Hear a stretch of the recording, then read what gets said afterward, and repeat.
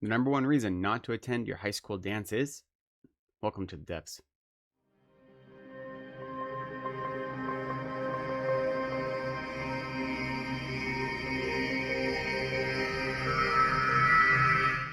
Hello, welcome back to Reading from the Depths. My name is Lecton. Thank you for spending some time with me today. So today I'm continuing my series, The Buddhist Path into Fiction, Stephen King edition, and the novel we're looking at today is Carrie. I want to start by saying, and I'm probably going to say this at the beginning of every video because people may not watch all these videos in order, and it's kind of important to say, is that I am not making any claims that the author believes any of these things. I am going to be looking for different Buddhist philosophical or soteriological ideas in the text, but I don't think these are the beliefs of the author. In fact, the author will have themes that they want to explore, and they may overlap or coincide or be concordant with these ideas, but what I'm trying to do is not find out the specific meaning that the author was putting into this text, but instead I'm trying to model an example of what I like to call intimate reading, where I bring my full self to the text. In my case, that means over 2 decades worth of Buddhist contemplation and study and meditation. And by bringing my full self to the text, what I am hopefully doing is finding something in the text that gives me an opportunity to learn something new about myself and about the world around me. So these are different ideas that emerge for me as I read the text. And it may be a similar idea to a theme or a concept that the author is playing with, or it might be something as simple as I read a certain line of dialogue or a certain line of narration, and that sparks a separate thought or a jumping off point for me, that it makes me think of something. Or at the very least, even if I don't find anything in the text, I always have how I experience the text, which is to say that I can look at if there's a character or an action that causes me to be frustrated or causes me joy, or if I have any sort of emotional reaction to the text, that's an opportunity to examine where did that emotion come from? What was it about this character's statement or this action or this bit of narration that caused me to feel a certain way? And so there's always an opportunity for me to explore myself within the text. So I'm not making any claims about what the author means in the text. I don't think that the author is putting any of these Buddhist ideas in the text intentionally. That is not my claim. But this is me bringing my full self to the text as a way of modeling intimate reading. With that said, up front, the video will have kind of 3 parts. The first part is going to be a summary or a brief discussion of the specific Buddhist idea that I wanted to highlight with this book. The second part will be a quick summary of the book, and there will be spoilers. I won't give any unnecessary spoilers. So things that don't need to be spoiled, I won't spoil. But you can expect the ending of the book at least to be spoiled. And then lastly, the kind of most important part of the video is the analysis. So once I have laid out some different Buddhist ideas that I want to think about, and I've given you a summary of the book, then I'll actually go into the book. Maybe I'll pull out some quotes or just some different passages and look at how that relates to these different Buddhist ideas and what came up for me as I was reading the book. As always, there are timestamps down in the description, so feel free to jump ahead to whatever section you want to jump to. As I mentioned in my introduction video, I wanted to structure these videos and these discussions around a series of Buddhist philosophical ideas or topics for meditation that are constructed in a specific sequence that we're taught as a way to encourage our deeper understanding and our meditation practice. And so I chose a book that hopefully has something to say about the specific topic that I brought up. Sometimes it's a stretch, sometimes it's going to fit perfectly. We're going to see how it goes. Now, all that said, the Buddhist idea that I wanted to look at today is the idea of karma. Now, karma is one of the most important Buddhist philosophical ideas, and it exists in pop culture zeitgeist, but I think it's misunderstood quite a lot. At least it's used incorrectly. Not entirely incorrectly, but not quite right either. And today, I don't know how much I'm going to help that. I'm going to give a very brief summary of the ideas of karma. It's important to know that almost all of the religious traditions in India have ideas of karma. Hinduism and Jainism and Buddhism all have different ideas. So obviously I'm presenting the Buddhist idea of karma, which isn't the exact same as what Hinduism or what Jainism says about karma, but it's pretty close, but it's not quite the exact same. Also, since I'm going to be brief, I'm not going to be too pedantic about language. So the idea of karma and karmic imprints and these things, I'm using those terms somewhat interchangeably for our purposes today. If you want to be pedantic, there are fine minutiae and ways to divide things up that we're not going to worry about. And one thing that I will touch on now, but I'm not going to bring up too much later, is a genuine doubt that people have. And one of the uncommon things about Buddhism is that it believes in this theory of selflessness, of no soul, of anatman in Sanskrit. So Buddhism says there is no such thing as a permanent, inherently existing self. there's selflessness of persons, as well as all phenomena are selfless. And so this is a no soul theory. It's one of the philosophical ideas that sets Buddhism apart from almost every other religious tradition. And so the question is, how can you believe in karma that goes from life to life to life, or has results from life to life to life, if you don't believe in a permanent soul that goes from life to life to life? And it is it's not especially complicated, but there's a lot of material to understand before you can see how it isn't complicated, if that makes sense. But what Buddhism says is there is no permanently existing self. We do have a very subtle mind that is constantly changing, and that subtle mind is what continues from one life to another, and that subtle mind carries with it the imprints of all of our past deeds. So all of the karma we've created and all the karmic imprints we have built up, they travel with our very subtle mind from life to life to life. That mind is not the same thing as the soul. It is not permanently existing. It is not inherently existing. It doesn't truly exist. It's constantly changing. It's constantly in flux. Yet it still has this relationship with the past karma we've created. And I'm going to leave it at that for now, because the idea of selflessness comes up with the idea of emptiness, which will be covered in a later video. So what is karma? Karma, the word karma means action. And the same in Tibetan, the word is le. In Sanskrit, karma, it means action, right? And it can be actions of body, speech, and mind. But really, what we mean here is we mean the law of cause and effect, okay? And the law of cause and effect, though, not as it applies in any one given life, because important for Buddhist purposes, karma very rarely plays out in one life. The karma you've created in this life very rarely bears fruit in this life. It's possible. It sometimes does, especially if it's a very, very strong karmic act. But usually, the ripenings of karma that we experience in this life are from karmic seeds that were planted in previous lifetimes. And the actions we're engaging in this life, most of those will bear fruit in future lifetimes. They're not going to bear fruit in this life. Some will, but not always. Now, the important thing, though, is that karma is not judgment, right? There is no judge. There is no arbiter of justice. There is no individual entity, whether it be a god or a human or any other being, who is analyzing your actions and saying, this is good, this is bad. We think of karma, or understand karma, to be a natural law of the universe. In the same way, gravity is a natural law for Earth, that if you hold something in the air and you drop it or you let it go, it'll fall to the ground due to the gravity of Earth. Karma works the same way, just not only on Earth, across all existence, that every action has a consequence. And the reason karma is so misunderstood is that we conflate worldly cause and effect with karma, and they aren't the same thing. Though we use worldly cause and effect as a way to understand karma, because karma is very subtle, it's very hard to understand completely, and even if you can grasp the idea of karma quite well, to be able to say directly, this thing that you're experiencing right now is the direct result of this past event from a previous life. That kind of actual understanding, to see how A and B connect directly, is something that only highly realized minds can achieve. We can understand a general understanding of how things work, but to be able to pinpoint specific things in our lives that this caused this is very, very difficult to do, and very, very subtle. It's called extremely hidden phenomena. And so because of that, we use worldly cause and effect as a way to wrap our minds around the idea of karma, but they aren't the same thing. They're related, but they aren't the same thing. So all of the analogies you're going to get and all of the examples are often going to be related to worldly cause and effect, because that is a way for us to understand karma. But if our experience or belief in karma is limited to worldly cause and effect, then that is very limiting, and that is not properly understanding the scope of karma. One of the most important roles that karma plays in our life is it gives us a way to understand why bad things happen to good people and why good things happen to quote unquote bad people, right? Or people that don't seem deserving, people that are constantly hurting others, yet they seem to be rewarded for that, right? So karma gives us a context to understand that. If we believe karma only exists within one lifetime, then we very easily can see examples of people who engage in very harmful actions and yet don't ever experience the consequences of those harmful actions in this very life. Or the reverse, people that engage in incredibly beneficial and virtuous actions, but don't necessarily receive or experience the consequences of those actions in this life.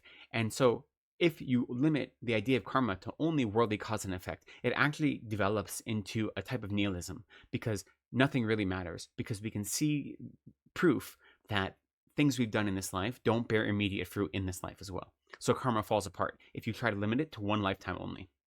So that's why you don't want to confuse worldly cause and effect with the actual law of karma, but it is useful to look at worldly cause and effect as a way to understand karma. So you start there and then you expand it. And with that said, one of the best analogies or the analogies I find most useful is the one of a seed. So all of our karmic actions are planting seeds, and those seeds will eventually grow into something else. But in order for them to grow, they also have to have the proper conditions. So just as a seed needs good soil and fertilizer and water and sunlight in order to grow and sprout into a healthy tree or plant or whatever it may be, even though we've created the karmic causes for things, those causes won't ripen until the conditions are right for those to ripen.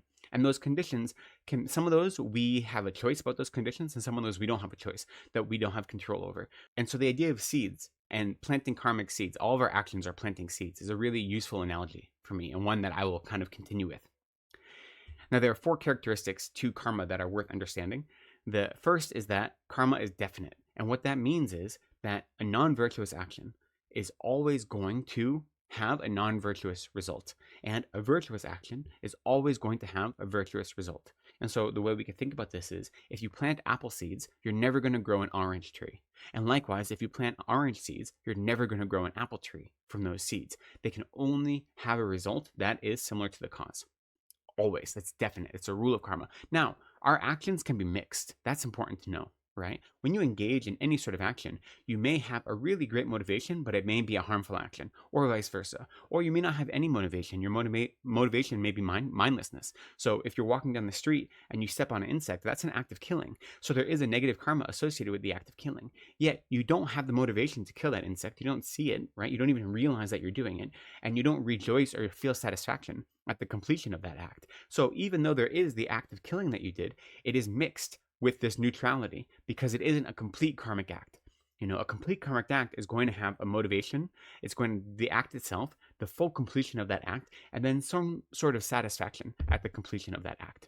Okay? And if you don't have all 4 of those parts, or if those parts are mixed, then it's possible to have a mixed karma. So one physical action you may do, and by physical I mean an action of body or speech or mind, one action you may do may have some positive karma associated with it, or some negative karma, or somehow mixed. So that is important to know. However, karma itself is definite. So any negative action is always going to be planting a negative seed.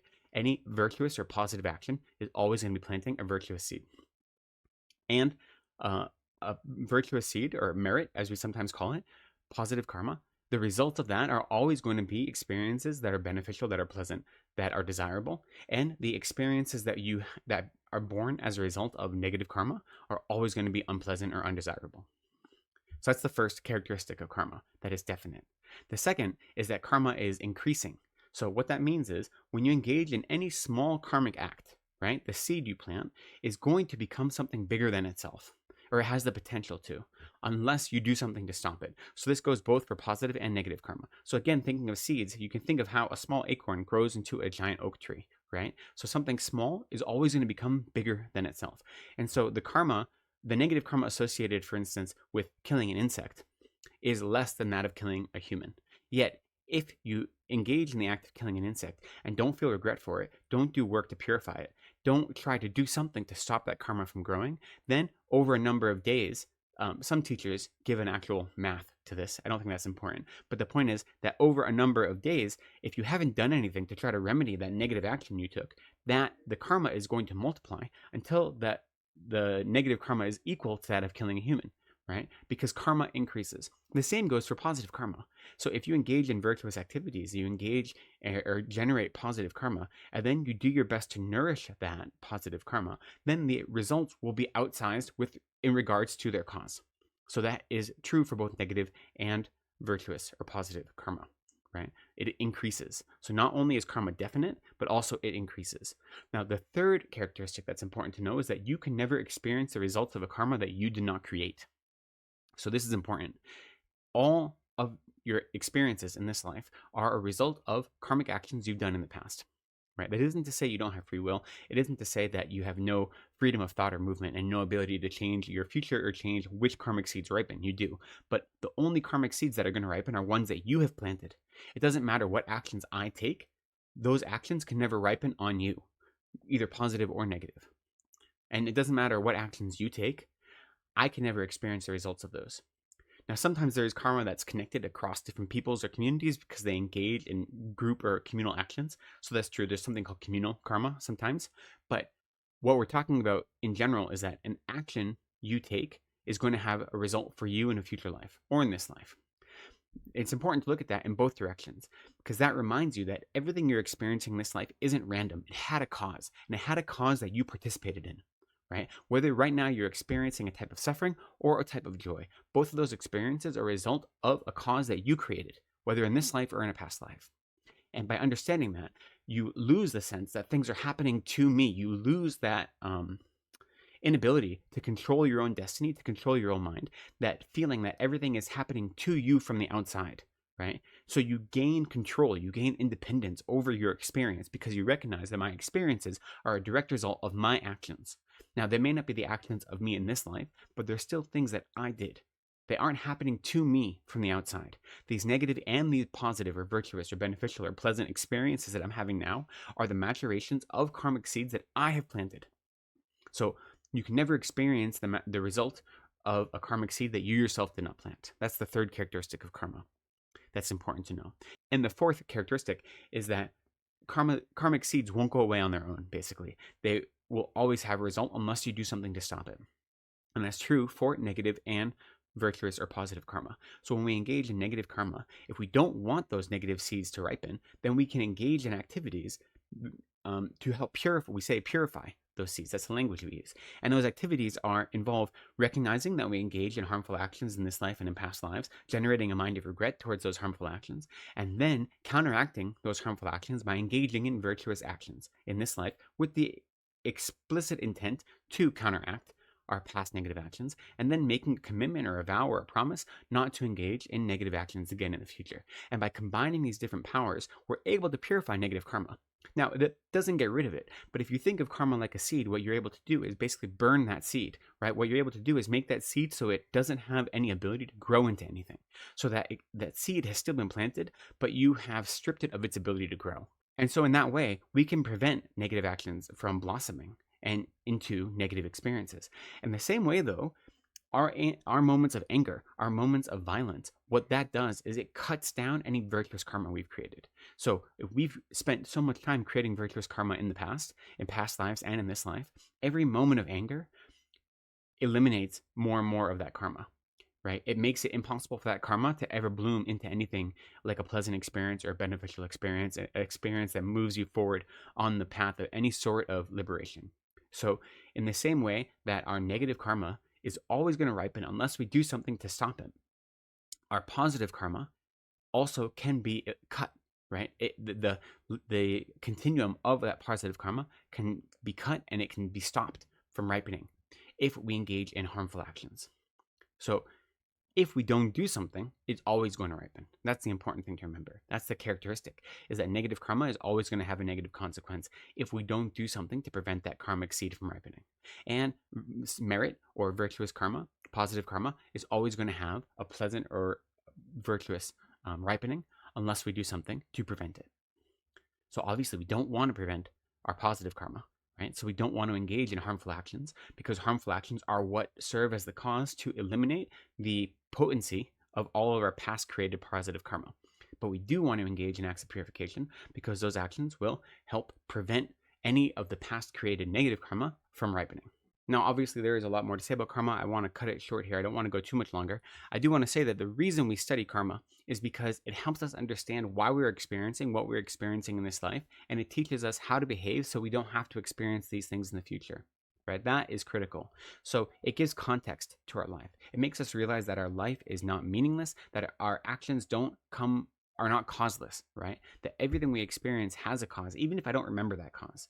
And it isn't a matter of blame. It isn't a matter of guilt, right? It isn't saying you're a bad person because in the past you've created a negative action and therefore you deserve this negative experience. That's not the case, okay? It's not a matter of deserving or not deserving. It is a natural law that when you engage in a harmful action, it creates a seed that when that seed ripens, it ripens into an unpleasant experience in some way, shape, or form.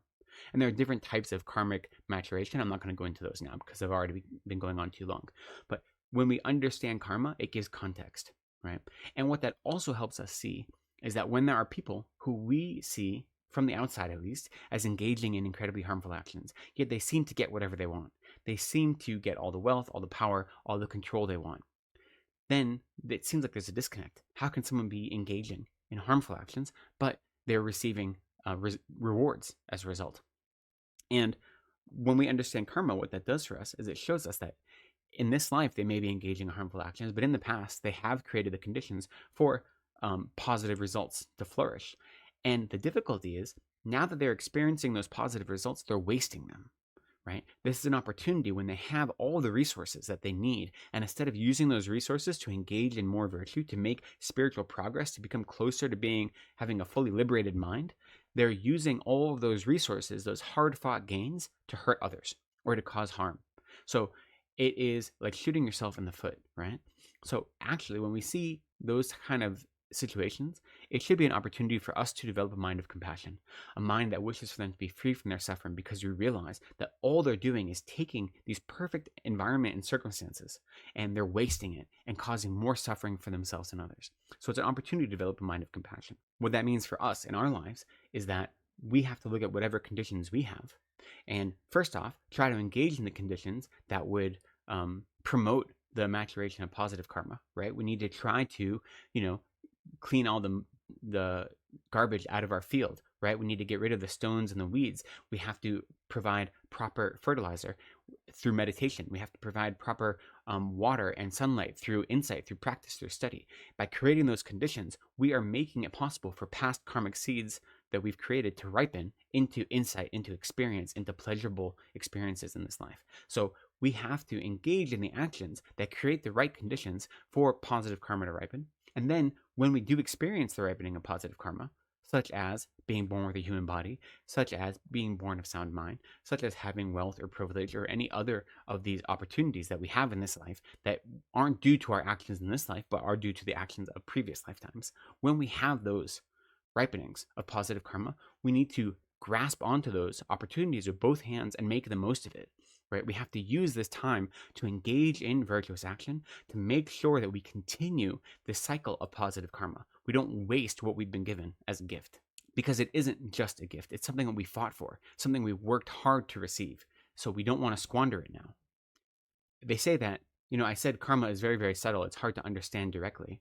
And what they do say is, if you want to understand about whatever karma you've created in the past, the way you can understand that is by looking at your experiences in this life. And if your experiences in this life are overwhelmingly positive, then you created more positive karma in the past, had more virtuous activities in the past. And if your experiences in this life seem to be disproportionately unfortunate or have a pervasion of suffering that seems greater than others, then there's a good chance that in past lives you created more negative karma, right? But if you want to know what your future lives are going to be like, then you have to look at your actions in this life. So your experiences in this life will tell you about your actions from your previous life. Your actions in this life will tell you about what your future experiences will be like. So if you are engaging in virtue, then you are creating the conditions to have future experiences of bliss, happiness, joy, insight, realization. If you are engaging in non-virtue, if you're harming others, if you are letting yourself be controlled by your minds of ignorance, hatred, and desire, then you are creating the conditions for in future lives to experience more and more suffering, more and more unhappiness, discontent, dissatisfaction. So we look at our actions in this life to predict what our future lives are going to be like. We look at our experiences of this life to understand the actions of a previous life. And then the very last thing I'll say about karma is that we should never rejoice in other people's experience the maturation of negative karma, right? So it feels good, right? When you say that person got what they deserved. They got what was coming to them. That feels good. And that's a harmful type of mind for us to nurture. Because even if it's true that this is the result of their negative karma or their worldly cause and effect, you're still rejoicing in suffering. Even if it's someone that quote unquote deserves it, you're still rejoicing in suffering. You should never rejoice in suffering. All that does is create a mind that is drawn toward suffering, not drawn toward freedom from suffering. So even if someone seems to deserve it, right? Even if we feel like it is justice, you shouldn't rejoice in their suffering. Now, there are different ways to understand this. If someone's a very harmful person and they are, put in jail or disciplined in such a way that prevents them from harming others, then you can rejoice in the fact that they're no longer causing hurt or pain to others. But that's not the same thing as rejoicing in their suffering. That's not the same thing as rejoicing in them experiencing pain and misery. So karma, whether you're looking at it across lives or whether you're looking at worldly cause and effect, we can recognize that people's actions, or people's experiences rather, are results of their own actions in this life and in past lives. And so their actions that result in their own harm, their own suffering, their own pain or misery are results of causes they created. But that isn't a reason to ever feel joy. You should never look at suffering and feel joy. It doesn't matter whose suffering it is. You should look at suffering and you should want to help free that person from suffering, regardless of who they are or whether they quote unquote deserve that suffering. Okay? So we should never rejoice in negative karma. Okay, that is all I'm going to say about karma. I've gone on too long. It is a very complicated topic, and I could spend many, many hours talking about it. So that was just a brief overview. Moving on to Carrie. I think everyone knows Carrie, so I think this section gets to be blessedly short. Carrie is Stephen King's first published novel. It's the 5th novel he wrote, first one he published, and there is a whole mythos about it, and actually he shares some of that mythos in the introduction he wrote to his 1999 version or publication of it. This is the 50th anniversary of it, so this was released in 2024. Carrie was first published in 1974, and that introduction that Stephen King wrote has carried through since the 1999 version. And the very brief mythos is that he had graduated college, he was working as an English teacher at a high school, which plays a part. There is actually an English teacher mentioned, who's Mr. King, who's mentioned in this book, which is very cheeky of him. And he was barely making ends meet. He and his wife Tabitha, they already had 2 kids. And again, as an English teacher, they didn't have enough money. They were living in a trailer. And he was selling short stories to magazines. And that income from his short stories was what was helping keep, food on their table and to supplement his income. And so he started writing Carrie as a short story. And he quickly realized it couldn't be contained in a short story, so he threw it away. And then Tabitha found it in the garbage, and she read it, and she said, I want to know how this ends. You have to write it. And so that is what gave him the motivation to write the whole novel. And the rest is history. Is published, and now he's quote-unquote the king of American horror. So it was a good decision on Tabitha's part, clearly. However, when you read it, it's kind of clear that this is just a short story that has kind of gotten out of control. I had forgotten how much epistolary matter there is in this story. So the story is very short. The whole book is very, very short. And there are no chapter breaks. There's only 3 sections. And the last section is like the denouement. It's the last 10 pages. Then the first 2 sections are roughly equally divided, half and half. The first one is everything up until the night of the prom, or really the spring dance, though it's not technically called the prom, though they reference it as the prom. And then the second half is prom night, basically. And then, like I said, the last 10 pages are just the denouement. There's no chapter breaks other than that. Yet there are all these little epistolary matter thrown in. Some of them are news headlines. Some of them are excerpts from academic journals that are studying Carrie White and the phenomena that happened. Some of them are part of a memoir that was written by one of the survivors of the massacre, right? And so he uses those things to help create context. And it's really beautifully done, actually. And it shows how much King loves foreshadowing. Like even here in his first novel, and again, this isn't his first novel that he wrote. It's the first one he published. But if you look at the novels he wrote before this, those were the Bachman books. Well, 3 of them were. One of them was never actually published. But the other 3 were all part of the Bachman books. And they're much more cynical. They're much angrier. They come from a much different place than the voice he kind of settled into as an adult.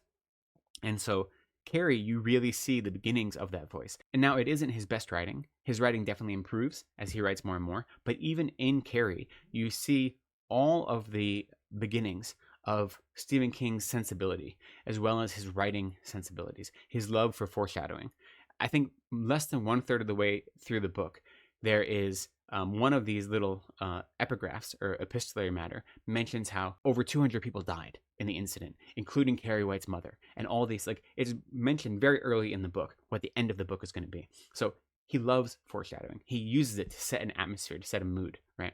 It's hard to spoil this book because I think everyone knows what happens. But even if you don't know what happens, within the first maybe 20 or 30 pages, you know the end, right? Stephen King isn't interested in pulling the rug out from under you and surprising you. He wants to give you a journey. He wants to show you how these events line up in order. That is the part of the story. So the brief of the story, the summary, is Carrie White is a 16-year-old, almost 17. The story opens with her experiencing her period for the first time, and she's in the showers at school after gym class, and she doesn't know what's happening to her. She thinks that she's bleeding to death because no one ever taught her about menstruation.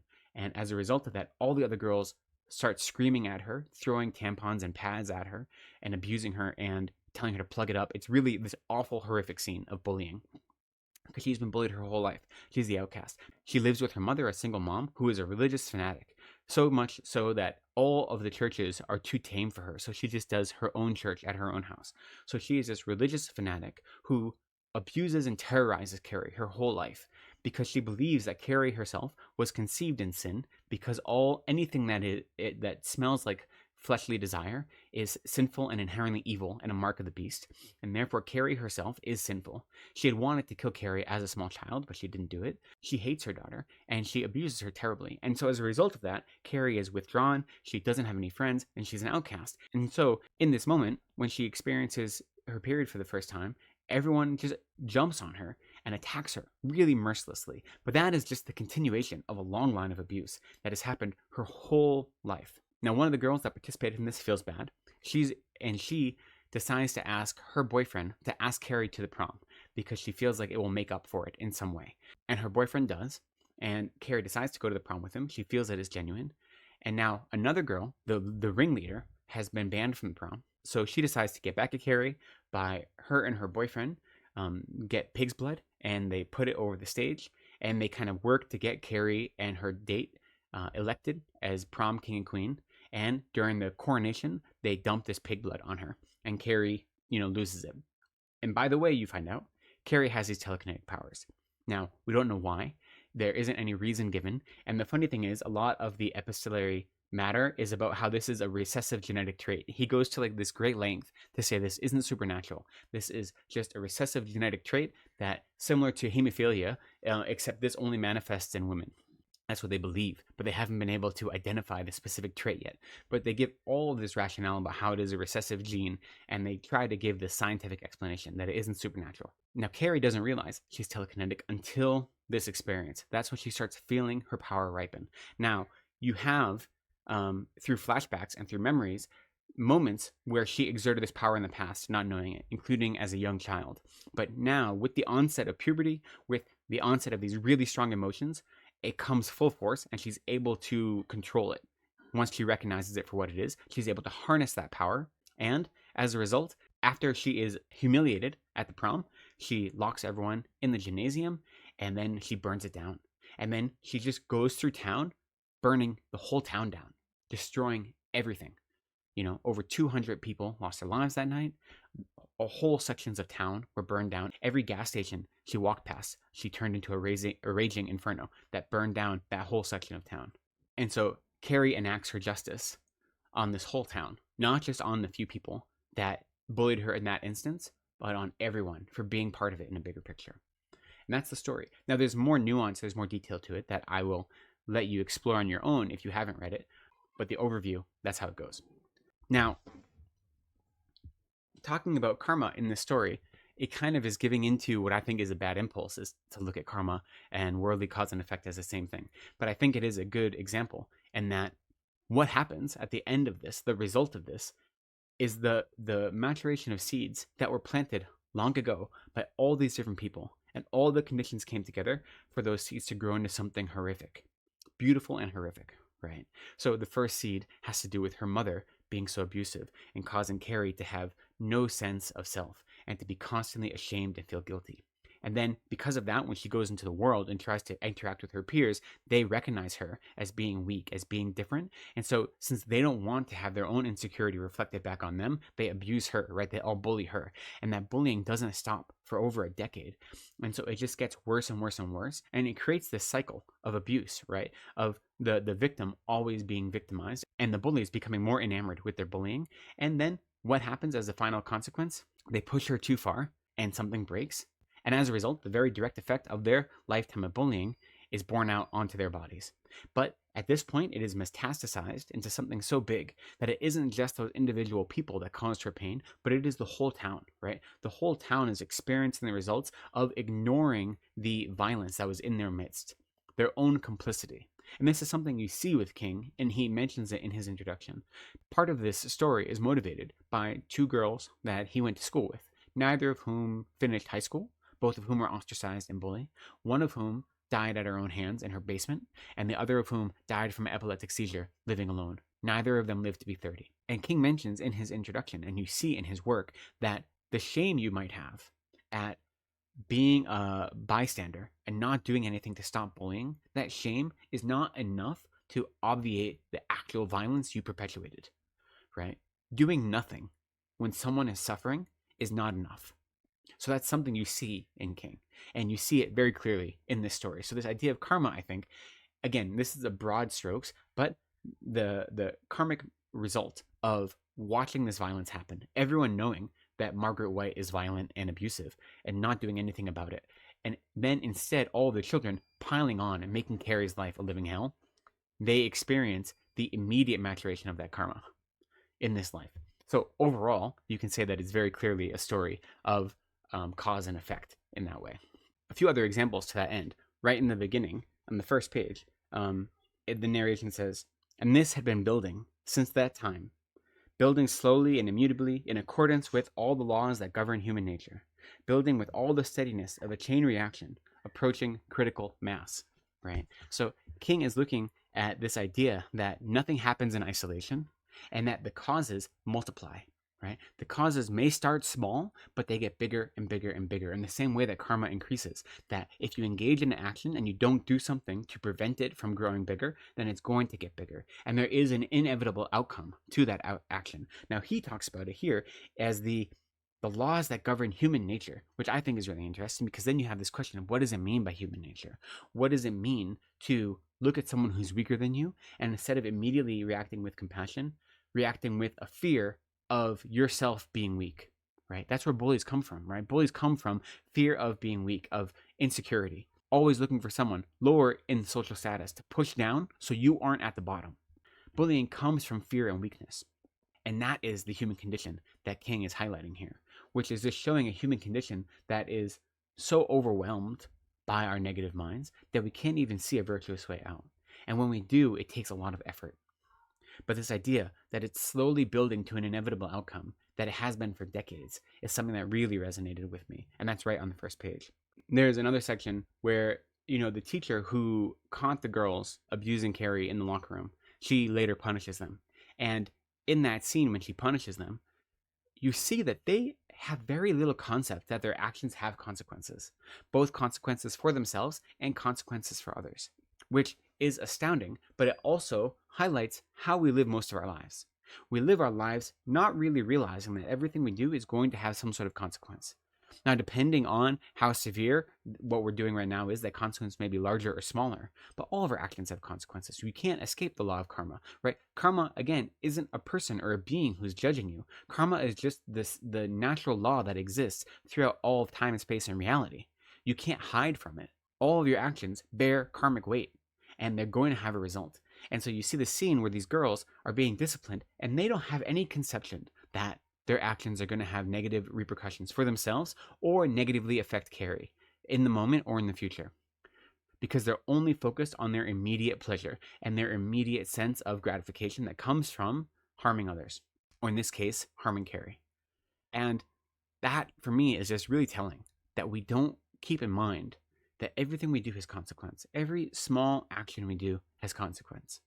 And for me, that's important to remember, because at a time when it feels like the world is out of control and we don't have the means to take back control right now of these overwhelming systems of violence and abuse that seem to be perpetuated throughout numerous political schemas all throughout the world, what we can do are small acts. What we can do are small acts of solidarity, of compassion and kindness. What we can do is help our neighbor. We can help others who aren't like us. We can engage in acts of love and compassion. And they may seem small. They may seem limited. We may not have extravagant resources. Yet every action we do is going to bear a consequence, both a consequence for ourselves and likely a consequence for others. And that consequence can be disproportionate in relation to the cause. So even when it feels like things are hopeless and we don't have the ability to make change in any meaningful way, there's always something we can do because our actions always have consequences. So that's an important thing to remember. And seeing it highlighted how these girls had no capacity to realize that their actions would have consequences was one way into that idea. There are quite a number of other things that jumped up for me in this story. Most of them aren't to do with karma, so I'll get to those in a moment. But the one other thing that got me thinking about karma specifically is a moment when Sue is the one girl who felt bad, or the one who we follow. And she is the one who asked her boyfriend to take Carrie out to the prom. And as a result of that, she wasn't at the prom. So as a result of that, she survived. And she ended up writing a memoir. And so part of the epistolary matter is from her memoir. But this is after the prom has started. So she's at home by herself. And she is not having second thoughts, but she is just simultaneously longing for the fact that she can't be at the prom, but also proud of the fact that she did a good thing, right? And she says, she was glad they had decided to leave her alone because she was still uncomfortable about her own motives and afraid to examine them too deeply, lest she discover a jewel of selfishness glowing and winking at her from the black velvet of her subconscious. What I love about that is it reminds us that karma can be mixed, right? So she wanted to do the right thing. She wanted to atone for her acts of violence against Carrie and wanted to give Carrie an opportunity to experience joy and happiness. Yet she also knows that part of it is her being selfish. Part of it is her not wanting to feel bad anymore. So it isn't about Carrie, it's about her. And she knows that and doesn't want to look at it because she wants to feel good about this action that she's done. And she's afraid that if she looks at her own selfishness, that's going to take away her good feeling. And it kind of should, right? Like if something is done out of pure selfishness, then it isn't a pure action. And that should motivate you to try to get rid of that selfishness and not act that way in the future. So on one hand, it should make her not feel great about it. Yet on the other hand, it just shows that often things aren't black and white, right? That there is a lot of gray and that you can engage in good actions and have mixed intentions. And as long as you're aware of that, then you work to improve that in the future, right? So she's showing a level of self-awareness that I think is really important. It's important to be critical about why we engage in the things we do and to notice areas where we may not have been the best we could be. So we try to improve that in the future. She has this mind of regret, and regret is considered a changeable mental factor, because if you regret engaging in a non-virtuous action, then that regret itself is virtuous. But if you regret engaging in a virtuous action, then that regret becomes non-virtuous. So regret itself can change. It's not fixed as being virtuous or non-virtuous. That's why it's called changeable. And so she doesn't want to look too much at her motivation because she's afraid it's going to cause her to regret taking these actions. And she doesn't want to regret engaging in something that she believes is a good action, right? Giving Carrie the opportunity to experience happiness at the prom. And that was her motivation. She had no idea about what was going to happen with Chris. Chris is the main bully and her boyfriend Billy. They're the ones that do the whole thing with the blood. No one knew about that except for the two of them. So Sue's motivation really was, on one hand, to benefit Carrie, but on the other hand, to kind of appease her own feelings of guilt. And so she's afraid to look at that too deeply. And that, I think, is important. It's important to look at why we do what we do, to be very clear about our motivation. And whenever we notice our motivation may be lacking, then we try to make it better for future activities. So I have just a few other things that really jumped out at me. This isn't a big story, and I've already gone on quite long, but there are a few others that really jumped out and gave me something to reflect on and think about, so I wanted to bring those up. The first one has to do with self-deception. I think one of the biggest difficulties we experience is that we often aren't able to look at ourselves and be honest with ourselves about our motivations, especially. And if we're doing something because we believe it to be the right thing to do, or are we doing it because we want to be regarded as doing the right thing? We want to have some sort of fame or popularity, or we're trying to avoid notoriety. We're trying to avoid loss. We're trying to acquire some sort of gain, right? So what is our actual motivation? And does it really come from a self-cherishing mind or from a virtuous mind? So we're good at deceiving ourselves and convincing ourselves that we're doing things for the right reasons, even if we aren't. And there's a scene where the teacher, Ms. Desjardins, is a first-year teacher, and she's the one that broke up this fight, and she's thinking about it. And part of her problem, especially in the beginning, is she still has some sort of repulsion for Carrie, right? Even though she did all this to help save Carrie, the fact that Carrie doesn't know what's going on, she's almost 17 and doesn't know what a period is, the fact that she carries herself in such a way that like makes herself a target, right? That combination of pity and revulsion that she experiences. And so the teacher is struggling, that having these kind of feelings for Carrie but not wanting to put word to them. And it says, a first year teacher, she still believed that she thought all children were good. You know, it's one, I think it's an interesting thing from King being an English teacher at the time of writing this, but this idea that you have everything being, rainbows and rosebuds, this kind of halcyon vision of how things are, and the reality doesn't often meet that. So this idea that she still believed, not that all children were good, she still believed that she thought all children were good. That is the important thing. It's not making a judgment about children. It's making a judgment about how she understands herself in relation to others, what she thinks about herself as a person. So we have such a gift for self-deception. So that is one opportunity that really jumped out at me, to reflect on what ways do I constantly deceive myself, and what ways do I think I'm doing something for one reason, but I'm really doing it for another. Another thing that jumped out at me is, and this is going back to Sue and her motivation, is that we can't escape the I. One of the biggest sources of our own distress is our self-grasping, and our grasping at the I is permanently existing. And that goes along with the mind of self-cherishing, the mind that focuses on me and says that I am more important than everyone else in the world, that the whole world revolves around me, right? That's both self-cherishing and self-grasping. You can't escape that. That's the fundamental ignorance. Self-grasping mind is the fundamental ignorance that causes us to experience suffering, right? And Sue can't escape the I insofar that she feels bad, especially in the beginning.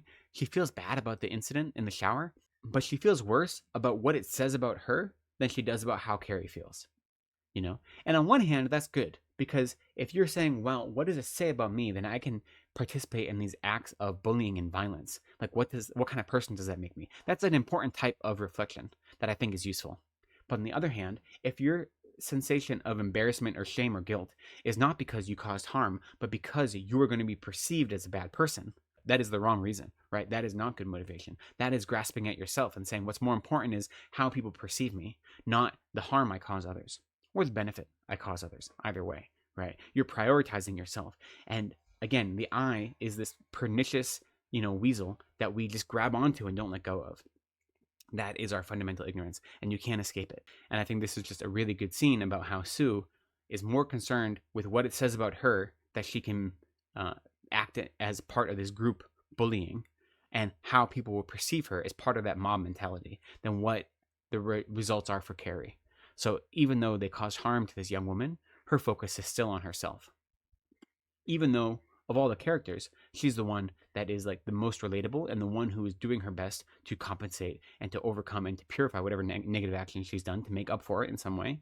She still is focused on herself more than others. There's another scene with Sue, and she confronts Chris, the bully, and she stands up for her beliefs, and she stands up for doing the right thing. This is after she's made the decision to invite Carrie to the prom in her place. And she stands up for herself and doesn't put up with any of Chris's nonsense. And then as soon as that confrontation is done, she feels sick to her stomach, right? She's overwhelmed. And I think what that made me think of is the fact that we have created habits over lifetimes to follow these harmful minds, these afflicted minds of ignorance, attachment, and anger. And we've fallen into this habit or this groove or this modality where it is easy for us to follow the afflicted minds. But the courage it takes to look at our afflicted minds, to look at our harmful behavior, recognize it for what it is, and to do something to stop it, right? The courage it takes to look at our own minds, to even meditate and look at how our minds work and how that action causes us to be in the world. That takes courage, and it takes work, and it is terrifying sometimes. So just looking at her confront the bully, stand up for her beliefs, and then be sick over it, it reminded me how much effort it takes to confront our minds and to confront all of the negative habits that we have cultivated over numerous lifetimes. And what does it mean to stand up to those habits and to say, I'm not going to be under the control of the self-cherishing mind anymore. I'm not going to succumb to the control of the three poisons of ignorance, anger, and attachment, but instead I am going to stand up for virtue and for benefiting others. How terrifying is that? That act of liberation. that first step towards actually being free from suffering is terrifying and overwhelming because those habits are comfortable, right? Our harmful habits are comfortable because we've done them for so long. So seeing her stand up to the bully is rewarding, but then seeing her feel sick about it is even more rewarding because it shows that it was an act of real courage, right? A real reversal of past habits. So again, as they're leading up to the prom, there's discussion about whether or not what kind of remorse they should feel over the actions they took against Carrie.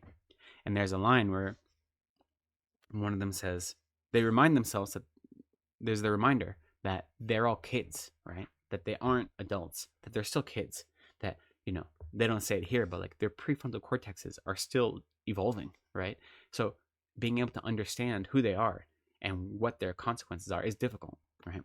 But this part of the human condition that doesn't absolve them. And so it says, but hardly anybody ever finds out that their actions really actually hurt other people. People don't get better, they just get smarter. When you get smarter, you don't stop pulling the wings off flies. You just think of better reasons for doing it. I think that is both really an astute observation of humanity and also really depressing. That instead of looking at ourselves and trying to see those parts of ourselves that are harming others, we look at ourselves and say, how do we justify continuing in these negative habits? Instead of trying to be courageous, instead of trying to step towards liberation, towards freedom, towards benefit for all sentient beings, we say, what justification can I create that I don't have to make any changes, that I can keep engaging in these harmful actions, that I can keep allowing myself to be motivated by self-cherishing, that I can keep putting my own needs above the needs of others? What justification can I create? And the smarter we get, the easier that is, right? So it's an opportunity for me to reflect, how often am I actually being honest with myself versus how often am I just thinking of more rationale or reasons why I should rip those wings off those flies? It's a real important type of self-reflection.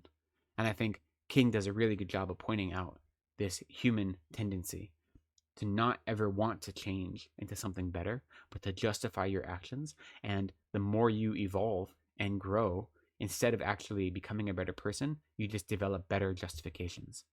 Because that is our community, that is our culture, that is what we're taught to do. That is what happens when you're led around by the afflictions. After Carrie has greater control of her powers and it starts asserting some self-control and tells her mother, no, I am going to the prom, whether you want it or not. And I'm going to be a good girl. I'm still going to be home on time. I'm not going to do anything bad, but I'm going to go. So she starts developing some sort of self-confidence because Carrie isn't a dumb girl. Like, she recognizes that her position and her being an outcast is a result of the way her mother treated her. She recognizes that her mother is abusive, that her mother is fanatical, that her mother isn't like anyone else. And that as a result of that, it's caused her to turn inward, to be filled with shame, grief, and just a general sense of weirdness, and that the other kids pick up on that and pick on her for it. So she's not dumb, right? She realizes all of the different pieces of this puzzle. She just doesn't have the ability to do anything about it. And up until the end, and this is what I'm going to come up to a little bit later, she still loves her mother. She loves her mother desperately, right? But she also knows that that love is causing her harm. And there's a moment when she finally accepts herself for who she is, accepts these powers that she has, and she says, she did not know if her gift had come from the Lord of Light or the Lord of Darkness, and now, finally, finding that she did not care which, she was overcome with an almost indescribable relief, as if a huge weight, long carried, had slipped from her shoulders. What this made me think about, her mother's religion and fanaticism is all about guilt and about blame and about religious violence, basically. And Carrie was told her whole life that she was a product of sin, that she is the devil incarnate. There's nothing good about her.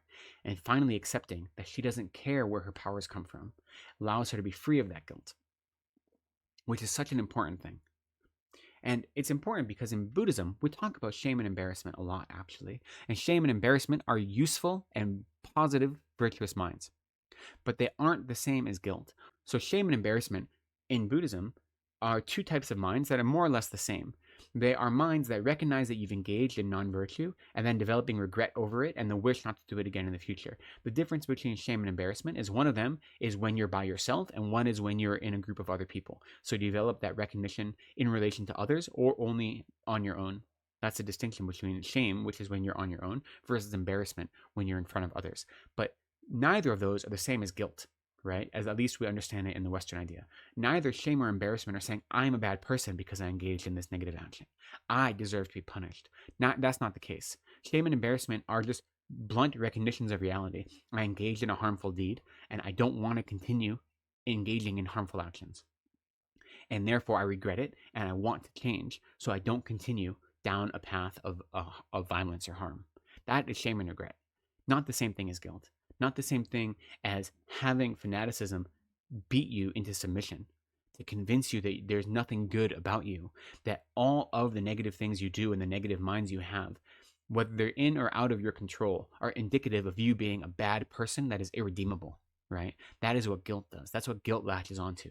And for Carrie to finally be free of that guilt that was given to her by her mother, is such a liberatory experience, but it really reminded me of how important shame and embarrassment are because they help us regulate our actions and they help us align with virtue. But they're so much different than guilt, and guilt itself isn't helpful. Guilt holds you back. It doesn't actually let you evolve into the best kind of you. There's a scene where some of the girls are reflecting on what they did to Carrie, and one of them says, I don't know what got into us, any of us. It makes me feel like I don't even know my own mind. And that, I think, is just like a beautiful encapsulation of part of the Buddhist experience, is that what does it mean to know your mind, right? Part of my whole understanding or engagement with reality is that for so long, I have avoided understanding how my mind works and what my mind is and what my mind is capable of. That I've run away following ignorance and attachment and anger, right? And I haven't known my mind. When we meditate, what we're doing is becoming familiar with our mind. That's the whole point of meditation, is to understand our mind, to understand how our mind works. That's the whole point of developing wisdom and insight, so we can look at our mind and then align it with virtue and benefiting others. To some degree, I think this is reflecting the whole high school experience, right? Like, if you look back as an adult at what you were like in high school, I think for a lot of us, you say, what was I thinking, right? Like, high school, everything seemed to make so much sense at the time. Like, all of my actions seemed perfectly justified at the time. But now I look back at them and I say, wow, what was I thinking, right? Even if it wasn't harmful necessarily in a worldly kind of way, it was still like not good decision making all the time. And that's part of having a constantly developing brain and part of not having worldly experience, not having a level of social maturation. And I think that's a good analogy for us to look at as adults, look back at our time in high school, to use that as a comparison for just how we are in general in relationship to our mind. And how, if we can look at our time in high school, or these high schoolers who engage in actions without even really knowing why they're doing it, right? And say, well, what is it about that experience that I can bring into my life right now? So this idea of not being in control of my mind and engaging in things and not knowing why I do it. Looking back at high school experiences and seeing how overwhelming and bewildering they were, I think the insight and emotion that comes from that can then be applied to our everyday lives. That can be applied to our experiences now and say, if I was like that then, how am I different now? And am I in control of my mind? Do I spend any time analyzing why I do what I do, how I engage with others, how I exist in the world? Or do I just let it happen around me without any active input from me? So understanding our minds is critical. The word for meditate in Tibetan is gom. Gom means to become familiar with something. When we meditate, what we're doing is becoming familiar with our own mind. And then when we meditate on virtuous things, like compassion or love, what we're doing is making those virtuous things inseparable from our mind. We're becoming familiar with compassion to such an extent that it is indistinguishable from our own mind at all times. And so forth when we're meditating on any virtuous activity. And then when we're meditating or trying to develop insight into complex situations or understandings or philosophical ideas, what we're doing is making ourselves familiar with those things. So we need to become familiar with our minds. Whatever avenue or route that takes, that is critical. Become familiar with your mind. Engage in things meaningfully. Know that when you're engaging in action, that you are engaging in that action on purpose, with a clear motivation, a clear rationale, a clear reasoning. And now the last thing I just want to talk about is the previous video in the series was talking about refuge. And in a lot of our prayers, we pray for the Buddhas to look after all those who are without any refuge or without a protector. Because when you don't have refuge or protector, then you become desperate. And Carrie White spent her life searching for some sort of refuge and some protector. And she was hoping that would be her mother. And her mother always let her down. And what I think is really telling about Carrie as a role model is that even at the end, right, when she decided to go to the prom, even then, she didn't want to upset her mother. She promised her mother, I'll be back at an early hour. I promise I won't do anything to shame you. I'm not going to do anything bad. She didn't want, and it wasn't because she was afraid of punishment. She was no longer afraid of punishment at that point, right? Not from her mother, but she wanted her mother to love her. She wanted her mother to be a source of refuge and protection and a source of caring. And she wanted to uphold her mother's values, even if she realized that her mother was fanatical. And then, as the results of the prom unfold, and she returns home, all she wants is her mother's love. And now, over the whole course of the prom, her mother has decided she has to kill Carrie. This is before knowing what Carrie did. Just the fact that Carrie defied her and went to the prom shows that Carrie is a lost cause to Margaret White. And so Margaret spends the whole time Carrie is away planning to kill her and how she's going to kill her. And when Carrie shows up at her doorstep, covered in pig's blood, crying, emotional, having just literally burned the town down, though Margaret doesn't know that. But she sees Carrie, and Carrie just wants something to support her. She wants someone on her side. And her mother looks at her and says, I'm going to kill you. And what does Carrie do? Carrie gets down on her knees and begs for her mother's love. And then her mother stabs her. And so, for me, that scene is really heartbreaking. But it reminds me what it means to exist in a world where you don't have a refuge, you don't have a protector. What it means to be so desperate that you're constantly seeking validation, you're constantly seeking support, protection, right? And if you seek it in the wrong places, the consequences of that can be devastating. And so as someone who's found a genuine refuge and protector in the teachings of the Buddha, I feel incredibly blessed, I suppose, and protected. But it reminds me how incredibly important it is to find a refuge, to find a protector, to feel loved. After all of the hardship she's gone through her whole life, Carrie is just seeking to have that experience of love, that connection with her mother, if no one else. And so for me, it was a moment to reflect on what it would mean to be without a refuge or protector, including literally countless sentient beings who are currently without one, and what type of overwhelming despair is a natural consequence of that lack. And so on one hand, that generates in me a sense of rejoicing and joy and contentment that I've found refuge and a protector, but on the other hand, a really strong compassion for those that haven't, and the urge to help others in any way I can, because I see what that despair looks like and what the consequences of it may be. When you see Carrie White on her knees, begging her mother not to forgive her, but just to love her, and then her response is a knife blade, it is heartbreaking. And it's a reminder that we all need refuge and protection. And true, we need spiritual refuge and protection, but we can also serve as a worldly refuge and protection for others, right? That isn't ultimate refuge. It isn't real protection. It's worldly, but we can do that for others. And we have a responsibility to the best of our ability, to serve as a refuge, to serve as a protector for those who are marginalized, who don't have the means to protect themselves. That is something that feels really important just to remind myself of right now, that I have a responsibility to be whatever kind of protector and whatever kind of refuge, worldly as it may be, temporary as it may be, that is within my means for all sentient beings. Okay, I've gone on for over an hour, which means this is longer than it needs to be, but sometimes that's the way it goes. I'd really love to know if there are any other insights you got from this book, what you thought of some of the things I brought up.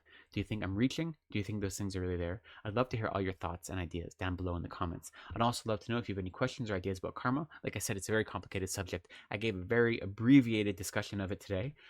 And so there are a lot of minutiae and details that I left out, but I'm happy to have a conversation about them down in the comments as well. So for now, though, I'll say thank you for spending some time with me today. I appreciate you. Please be kind to yourselves, take care of each other, and go slowly.